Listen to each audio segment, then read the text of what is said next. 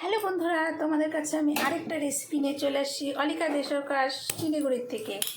Gas জ্বালিয়ে দিলাম, দেখো কড়াই বসে দিয়েছি, তাওয়া দিয়ে দিয়েছি। দেখো ডালের বড়িগুলো না ভেঙে গেছে গো।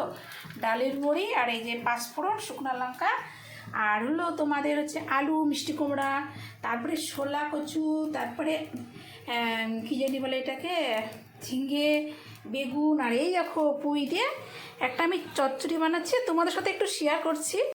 এই দেখো আমার ইঞ্জিন সর্ষার তেল আমি এই কড়াইয়ের মধ্যে দিয়ে দিলাম। এখন আমি আগে ডালের বড়িটাকে না ভেজে নেব, বুঝছো। আমি জানি তোমরাও এইভাবে করো, কিন্তু কি করবো বলো, এখন ফেসবুক বলছি একটা করে লং ভিডিও দিতে, আর তারপরে বলছি যে মিউজিক ব্যবহার করতে না। এখন কি করবো, আমি তো এই নাচেরই বেশি।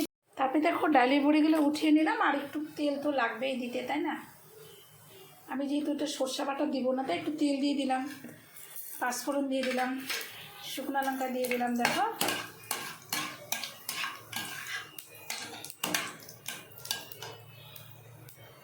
তারপরে আমি কী করলাম বলো তো, বেগুনগুলো দিয়ে দিলাম।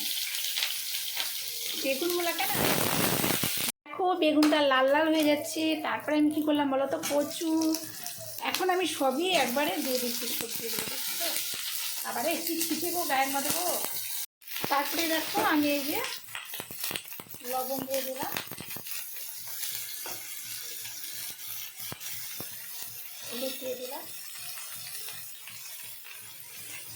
এই যে পুঁইগুলো ছিল যে দিয়ে দিলাম, বুঝছো। একটু দেখো না ভালো করে নাড়ছি, দেখো নাড়তে হবে, একটু একটু ভালো করে নাড়ছি। এখন দেখো এই দেখো পুরো একদম মজে গেছে। এখন একটু ঢাকনা দিয়ে দিচ্ছি। এই দেখো আমার হয়ে গেছে, আমি এই যে ডালের বড়ি আর শুকনো লঙ্কা দিয়ে দিলাম, দেখছো কীরকম হয়েছে চচ্চড়িটা বলো তো। এই দেখো পুরো আমি শুকিয়ে নিয়েছি, কেন বলো তো, চচ্চড়ি একটু শুকনা শুকনা কড়াইয়ের মধ্যে লাগবে, তাই না, দেখছো। তাহলে আমার পুঁইয়ের চচ্চড়ি কীরকম লাগলো কমেন্ট করো বন্ধুরা।